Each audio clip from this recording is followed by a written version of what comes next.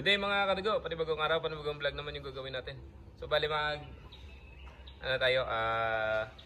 check ng groupings nito, yung pinaparaffle natin. So naka Discovery HD Gento na scope lang. Yung nakalagay dito sa paraffle natin ay day and night vision. Then itong buttstock is akin to. Bali Warwolf buttstock yung nandito. So check natin yung groupings. Naisip ko to ng 915 to 920 fps yung muzzle velocity nito dahil yung barrel nito na HB .22 007 17 inch. Na-tune ko to sa MD unit ko. So, yun yung magandang tingnan natin kung maganda din yung patama nito na naka-shroud tsaka silencer. So, yung shroud at tsaka silencer is gawa ko mga kadugo. So, para to sa mga gustong kukuha ng HB barrel at sabay na silencer. So, meron tayo doon 40 MOD yung carbon fiber. Ito is yung shroud is 30 yung OD. So yung gamit natin is Meteor. Yan, na-resize ko lang. So, check natin yung groupings. Lagay ko lang sa side cam.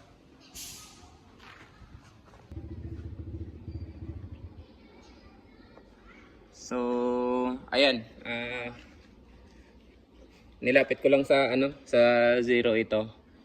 And then may 4 na target diyan. Ayan.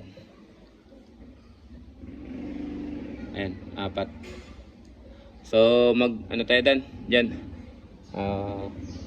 Mag 40 shots tayo mula sa 950. Hindi.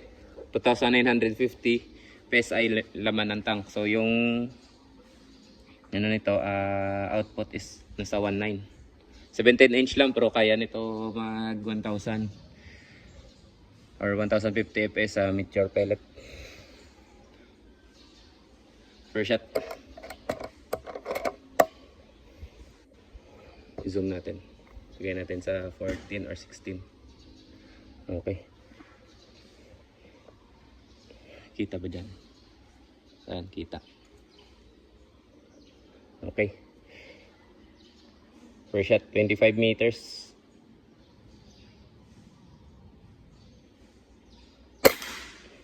So yun. Pa zero. Pa kanan. Medyo higher yun patama.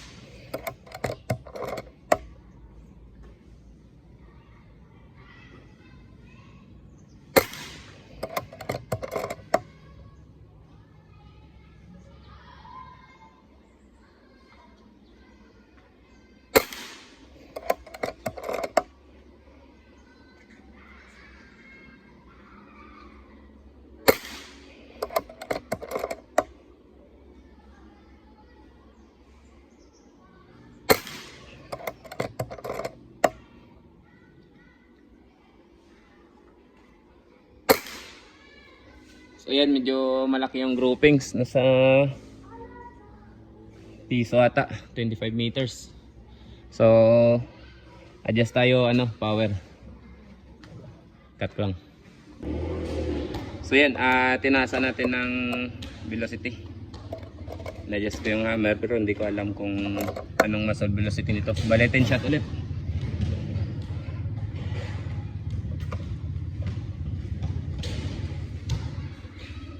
First shot.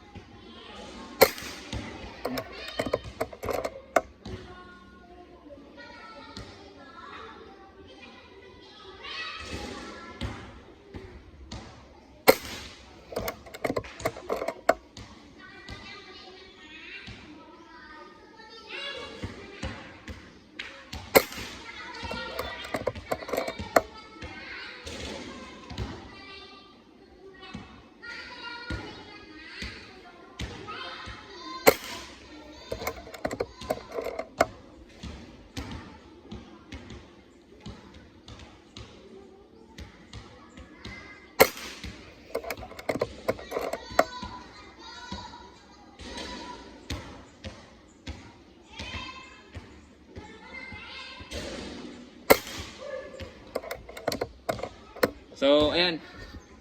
10 shots. So, may isang tumaas. Flyer talaga yan. Gawa na ng... Yung mixture natin is naka-resize lang. Hindi ito na sort. Ni-resize ko lang.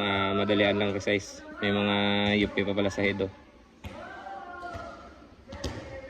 So, possible na may ano, ito yung may mga UP sa head. Kita ko sa inyo.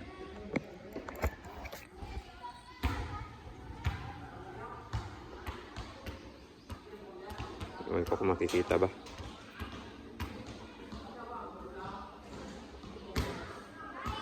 Ayan o, parang may ring sa ulo. Ayan o.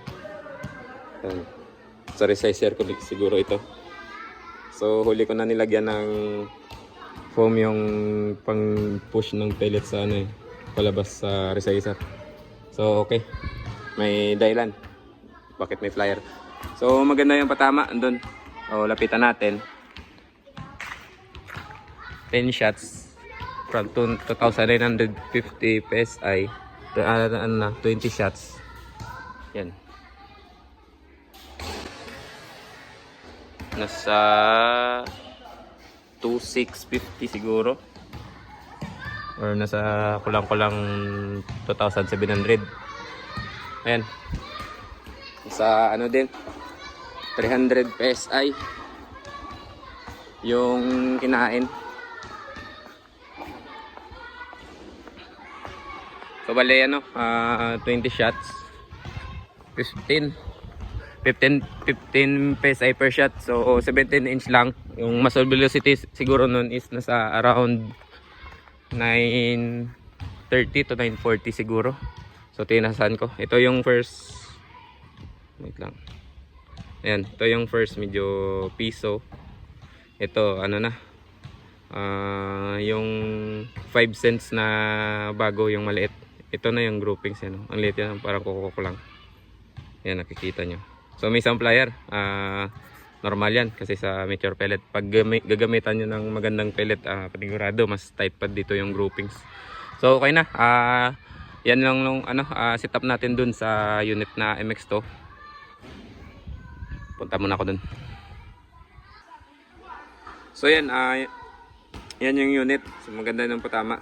Sa 5 cents yung grouping sa 25 meters. 10 shots, may isang ano lang, flyer. So goods na goods na. 15 PSI per shot, 940 siguro. Medyo malaki yung adjust ko sa hammer spring niya. So okay na, 0.42 liters lang yung tangke. Naka knockdown regulator, naka penguin grip, yung shroud tsaka silencer gawa ko. Then naka underrail tsaka bipod. So hindi lang to dala yung arca rail niya para sa tripod. Sa binili ko to para sa tripod ko to So yan, yung nakasalpak day and night na scope. So 770 per slot. Hindi na kayo talo dito. Malit lang yung tubo ko. Hindi kagaya sa iba. So mature pellet lang. Ayan, yung gamit. Pag GMS Pro, PLW, Gators, yung mga pellet, lalong gaganda itong patama. So maganda ito tumama sa sa Z-Air Gun Slug. Tumatama ako ng lata sa 117 meters nung pag-test ko. Wala lang video. So okay mga kadagat. So far positive naman yung outcome. So nagpaparapol tayo mga quality na parts. Hindi tayo nagpaparapol ng mga hindi quality. Then may mga pinaparapol ako, compressor, scuba tank na 6.8 liters na Alsafe, hand pump, ano pa nga yun. Madami pa ako doon mga pinaparapol. So sa mga gustong tumaya mga kadugo, PM nyo lang ito yung account ko sa Facebook, Hunter Bloods. And then Vladimir, panganti yun. So yan, PM nyo lang ako mga kadugo at sumasagot ako. Thank you sa inyong panonood mga kadugo at ingat kayo palagi. God bless.